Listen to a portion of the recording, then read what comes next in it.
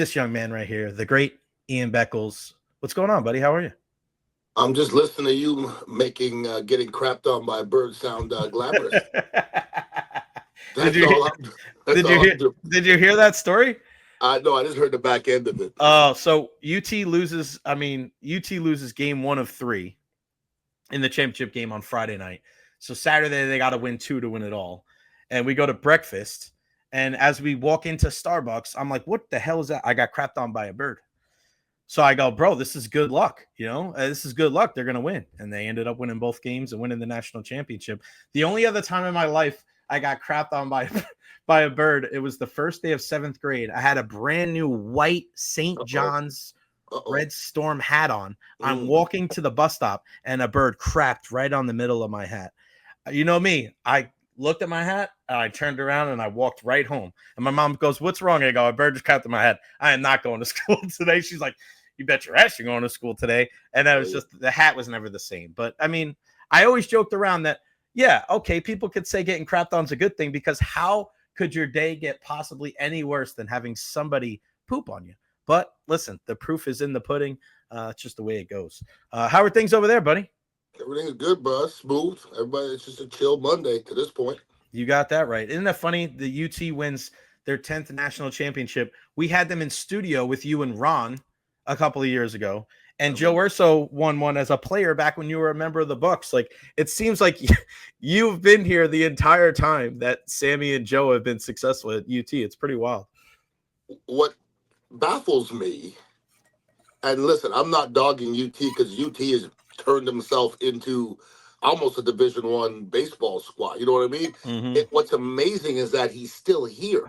I mean, Right. that shows you the dedication and the love that he has for that university, because I'm pretty sure he's got some offers to go elsewhere, and he's still here winning championships. So we are very blessed. Yeah, no doubt about it. And I know he was in contention for the USF job last year, but listen, if it ain't broke, don't fix it, right? If it ain't broke, don't fix it. And the whole crew over there, Joe, Sammy, Jose, and the entire crew, we send you guys a ton of love. Back tomorrow, mandatory minicamp starts for the Buccaneers. Very exciting because it's like we're getting a little bit, you're looking for these check marks on the offseason. Like we get closer. And breaking news a little while ago, Hassan Reddick in the building for the Buccaneers. He'll be there tomorrow. So all those people that were bitching and moaning and complaining, we said as long as he's here when he's supposed to be here, everything should be fine. So, I mean, that's a step in the right direction for our Buccaneers, no doubt. I mean, I guess if that's breaking news, I guess that's good. I mean, other organizations are worried about who's their quarterback and who's this and that. And it's breaking news that, our new free agent pass rusher is showing up. So I guess it's good because in the past, there's been turmoil here in Tampa land. We've gone through a lot of different regime changes. And right now, there's not a lot of turmoil. And you don't win championships during turmoil. And right now, things are pretty calm, and I think that's a good thing. Yeah, I was thinking about that too. It's hard enough to win when everybody's on the same page. But then when you have this fly in the ointment of a player that's supposed to be here or a player that's not supposed to be here, or coaching and not knowing who your quarterback is, like, it's so hard to win in the National Football League, Ian. And right, like, that's why I think there's one part of when you look at football, you go, that's why there's only a handful of teams that can win. I mean, think about how well run the Baltimore Ravens are. They haven't won a championship with Lamar Jackson, but they draft well. They built their offense around this guy. They got really good players on defense, and they can't even win the Super Bowl the last couple of seasons. Buffalo Bills are another team. So it's hard enough. And I feel like for you, is this the quietest the Buccaneers have been probably in the last couple of years when it comes to the offseason? Well, I mean, as far as drama-wise, being quiet as far as the drama is awesome. Being quiet's not always good, okay? Sometimes you want to cause a ruckus and you want to shake some things up. I don't know if this team needed shaking up. The team's going to be very close to what it was last year, and I know we've talked about this before. Everybody always talks about the new guys, and the long and short of it is the guys that are still here need to get better, okay? In order for the Buccaneers to take it to another level, our two inside defensive tackles need to get better. Our defensive backs need to get better. We need to get more from our tight end. We need to continually get more from our receivers, who are going to be kind of a question mark because of age and injury. Our offensive line, like, listen, I've been a Buccaneer fan since 1990, and I'm not sure I've ever said from 1990 till now, and this will be the first time I've ever said it, the Bucs offensive line is the strength of the team. Period. Like, you could build around the Bucs offensive line, and I don't know if I've ever said that before. You've been asking for that, though. Hell yeah. But wait, listen. I'm a coach. I coach Chamberlain football. I coach offensive line. One of the first speeches I give to my kids is this: if we're good, the rest doesn't matter. If Right. you have a good offensive line, I could put you behind them, Jay. You'll get 4 or 5 yards a pop, maybe Right. 3 because you're not that fast. But if you have a great offensive line, whoever's back there running, it's fine. Now, it'd be nice to have a Barry Sanders or a Walter Payton or whoever it may be, but you can have any schlep back there with a great offensive line and still be a great running team. The Denver Broncos did it in the 90s with whoever, okay? It was Terrell Davis, it was Orlando Gary, and it was Clinton Portis, and whoever they put in there was getting 1,500 yards. So that's not greatness, and those running backs were great. But you put them on the Buccaneers in the 90s, and they weren't going to get no 1,500 yards, that's for sure. Yeah, no doubt about it. I'm excited about the Buccaneers mandatory minicamp and to see, kind of what that whole thing is all about. Metallica was playing actually at Ray J. Have you ever seen them live? I have not. Metallica is one of those groups for me, Jay. I like them. I really do. But I don't know much about them. It's one of those things where when I hear a song, I go, who is that? It's Metallica. I go, damn. Like, I'm just going to add a song to the songs that I love from Metallica. So I'm positive I could have gone there and enjoyed myself. Mm-hmm. Not in that damn heat, though. That ain't happened. No way. No doubt about it. All right, we got to mention it because he just signed. Your guy finally signed with the Steelers, baby. Aaron Rodgers. The great Aaron Rodgers. And listen, I'm sure there's Steeler fans out there listening. I don't know. I don't know if it's worse to go into a season with Aaron Rodgers as your quarterback or Mason Rudolph as your quarterback. I'll be honest with you, because I really don't see any scenario where this works. Have you heard the ruckus already? His teammates are like, we didn't want him. Okay, so like the main dudes before he got there, we don't want him. So I don't see any way that works, Jay. I really don't. Because and the Pittsburgh Steelers, we're talking about coaches and tenures, and like I hear some Steeler fans asking for Mike Tomlin's head. Watch what you ask for, because if Mike Tomlin leaves, everything changes, and you got to kind of reshuffle the cards. And sometimes when you reshuffle the cards, you come up 5-12. So for me, the Pittsburgh Steelers have always been a signature. They had a signature look and feel. I think they're starting to lose it a little bit, and the whole team concept is out the door when your quarterback's Aaron Rodgers, because he ain't no team dude. He never has been. All right, so let me ask you that too, because that's an interesting question, right? So you look at the Pittsburgh Steelers, and I'm with you. I've always lauded the old school NFL franchises that go back, that are owned by the same families, right? Like the Packers and the Steelers. Whether you're fans of them or not, it's like they travel so well. Doesn't matter where you are. So those, and I'm with you. Like I don't. I think different isn't always better, right? People think, oh, get him out of here. We're not getting to the promised land, so we get somebody. Well, you're at least making the playoffs around 500. Be careful what you wish for. But on the other hand, Ian, you talk about how this team is getting farther and farther away from the identity of the Steelers. Doesn't Mike Tomlin have to wear that a little bit? Because, after a while, and I can understand, like, the GM has to do his job too, but he's also in those meetings. He's also in those conversations. It's not like he's persona non grata and he doesn't know anything about, the draft capital or the free agency or the trades. Like, he plays a part in that too, right? He's got a voice in those rooms. That's well documented. So how do we balance that out of respecting the hell out of the man? He's a great coach, but if you're a team that's losing that Steeler identity, doesn't he have to wear a little bit of it? I'm not saying 85% of it, but he's got to attribute to some of that because he was dealing with some of these guys. He has had them on the team. Listen, when Tony Dungy left or was fired, I said it was time for him to go, because sometimes you could overstay your welcome, and sometimes your message falls on deaf ears. I don't think that's the case with Mike Tomlin, because if Mike Tomlin gets fired tomorrow, he'll have a job yesterday. Okay, so, and Tony Dungy was the same thing. Second, Tony Dungy got fired. He didn't get fired because he wasn't a good coach. He got fired because it just wasn't working. To say it's not working for Mike Tomlin is really almost like saying it's not working here in Tampa Bay, okay, with Todd Bowles. Because if making the playoffs is not working, boy, there's a lot of cities will say, screw you, right? Mm-hmm. You know, because making the playoffs is hard. You were talking earlier about winning championships.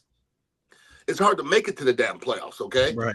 And it's hard to make it to the playoffs year after year after year. And then to win a championship, there's a little bit of luck in that, okay? And the coach can only coach so much, okay? Everybody always says this in every sport, just get in. So when you're getting in, don't fire your coach, yo. Like I'm even talking about the Knicks. And listen, the thing is, we don't know what's happening behind closed doors.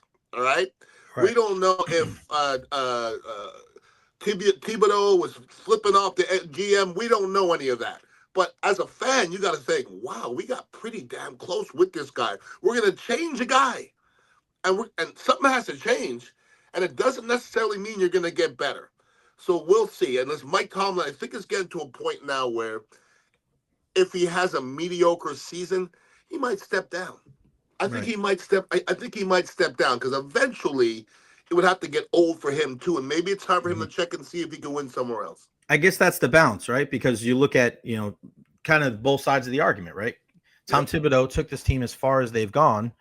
Why get rid of a guy? But like you just said, like you knew it was time to go when it was Tony Dungy and they were getting close, right? Yeah. It wasn't like they were sucking, right? He came, and sometimes you have to make that move. Sometimes it's messed up.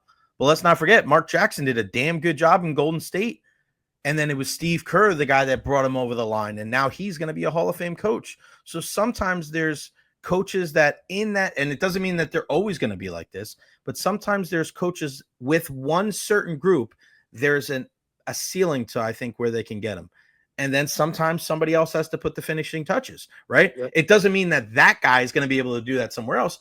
Nobody better example than that than John Gruden. John Gruden took almost like this entire cake and was like, all right, well, we're going to do this. We're going to add this layer, and these are the decorations. Boom, you got yourself the best cake in the land, right? But if you're asking him to come up with the recipe and the insides and the filling and all that stuff, that's where I think he's had his troubles after leaving Tampa Bay. So there's a lot that goes into the recipe of a successful team. And I just saw a report that it said that the Pittsburgh Steelers, Aaron Rodgers was the third choice. It was Matthew Stafford, Justin Fields, and then Aaron Rodgers. We'll see how it all plays out. Week 1's going to be wild. Steelers, Jets, Fields against his old team, Aaron Rodgers against his old team.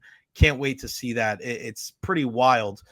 Sometimes these schedules, when the schedules come out, sometimes you're like, what the hell? And then it all ends up working in a way, right? Where I don't know how the NFL does it, man, but they find a way to make sure that the best games are on the TV at the right time.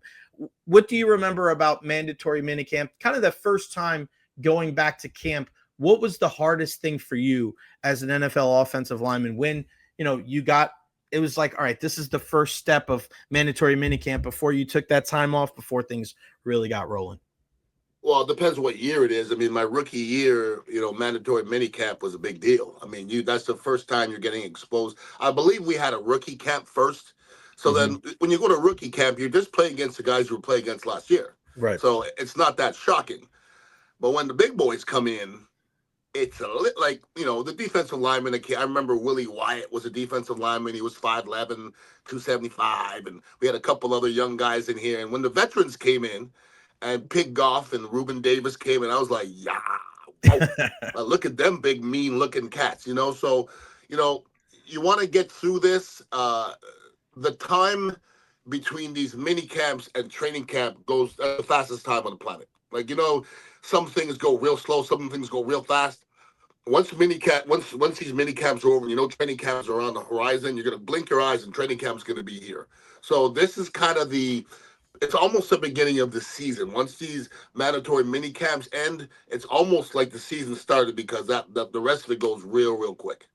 How would you handle Chris Godwin if you were the Buccaneers? I mean, obviously, terrible injury last year, but as much as it questioned, right, you're getting Emeka Egbuka with that first pick, you have a bunch of wide receivers. For me, I look at it and go, take your sweet time, right? There's no reason. And We saw the story. There was a story that just came out. He would have made 30 million, I think, with New England. Settles for a deal, I think 22 per here, but it's more than just the money. Obviously, the taxes help.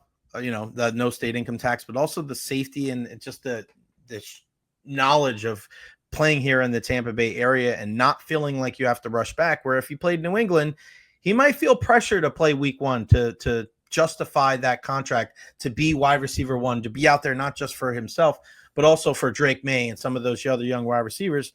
I feel like the Buccaneers are in no rush to be able to get Chris Godwin, and I think that's going to be better for them in the long run. What say you?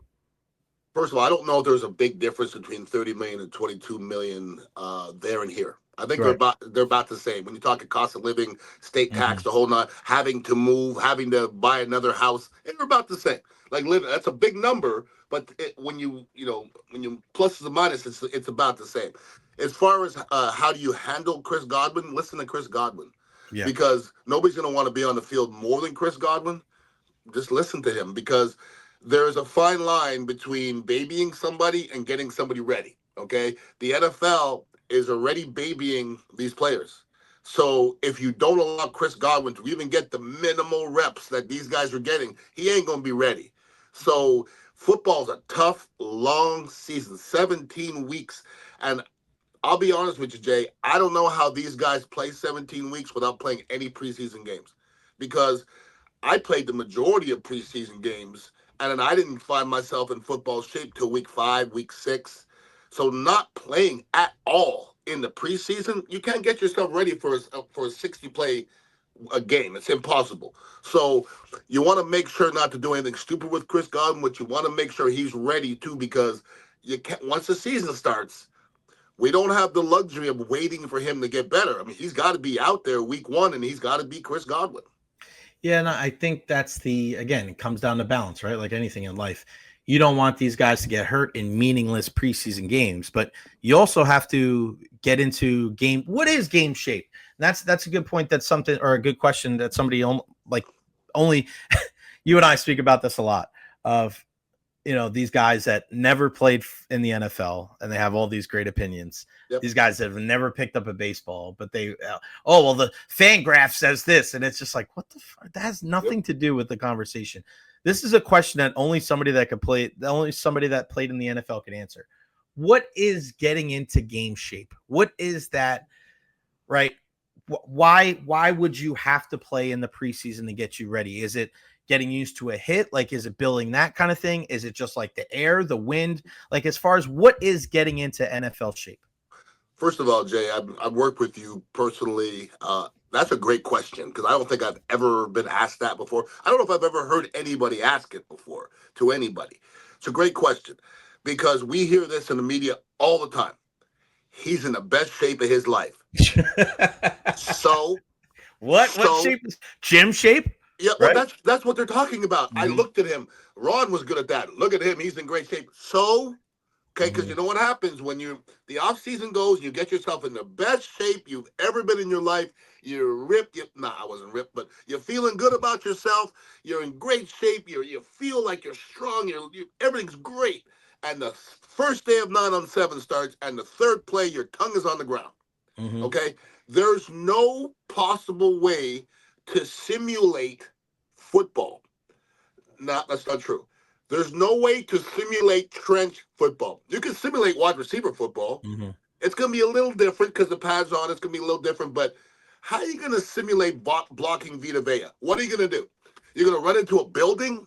What are you going to do? There's nothing to do. Like, you can hit a sled. The sled ain't hitting back. You can lift weights all day, but it's not blocking Vita Vea.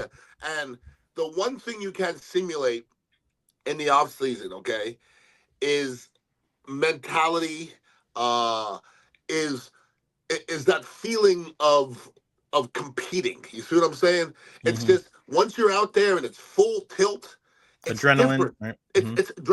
Adrenaline is the main word there, because like somebody will say, "Oh, I'm in great shape." Okay, I'm a baseball player. I'm in great shape. Put him in a boxing ring.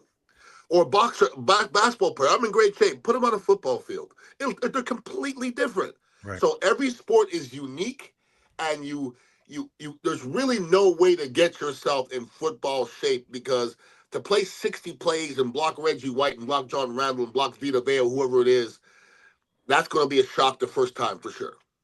Yeah, I think about those different things of guys. Oh, he's in the best shape of his life. Third play at training camp, he pulls his hamstring. You're like, it doesn't matter if you look good in the gym. And like we see it in baseball all the time. This guy's throwing well. He's taking care of his arm. He's building up. 20 pitches, 40 pitches, 60 pitches. The first time he goes out there in spring training, boom, guy's got an arm injury. He's out for 6 weeks. And it's just like, I thought he was in the best shape of his career. You don't know. There's nothing to simulate the adrenaline. There's not when you go one-on-one with somebody, even at any level, it's different. It's different. And especially when the lights are shining bright and when you're playing as a professional, I mean, it's got to be wild. What's going on at the Dignitary Cafe, my friend? Well, my girl Sandy's coming back Friday and Saturday, and she's going to be, the food truck's going to be here every Friday and Saturday. So anybody who loves Cajun food, I think it's the best Cajun food in the Tampa Bay area. And other than that, we're just rocking and rolling, baby. Bro, get the shrimp and grits. I mean, get there's just so many great options there. But Ian said to me, it's the best shrimp and grits I ever had. And I go, ooh, that's a big statement from my guy, Ian Beckles, the foodie that he is. And I ate the whole thing. I sat at the Dignitary Cafe. People were talking to me. And I was just like, I wasn't listening to a word. And Johnny B was saying a bunch of stuff. I love Johnny B. And he was talking to me. And I was like, man. And not shrimp and grits. You're getting 2 pieces of scrimps either.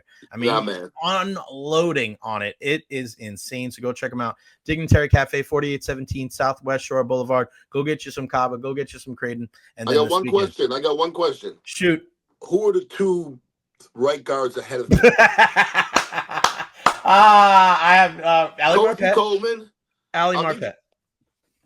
Ali played left guard. He was left guard. I'll give you Koji Coleman and who was the one with dreads? I'm gonna give you that one. You said him the other week. Donald. Nice dude. Not Donald Penn. No.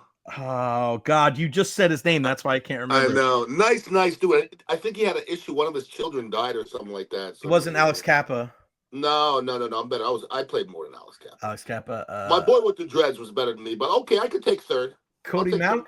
It's funny. I put 4th, and then I limited it down to put 3rd. Watch your mouth. I'm gonna do a different thing every week. It's gonna be fun. Follow him, Ian_Beckles. Beck, appreciate you, brother. I'll talk to you later this week. One love, kid. All right, buddy. Good stuff.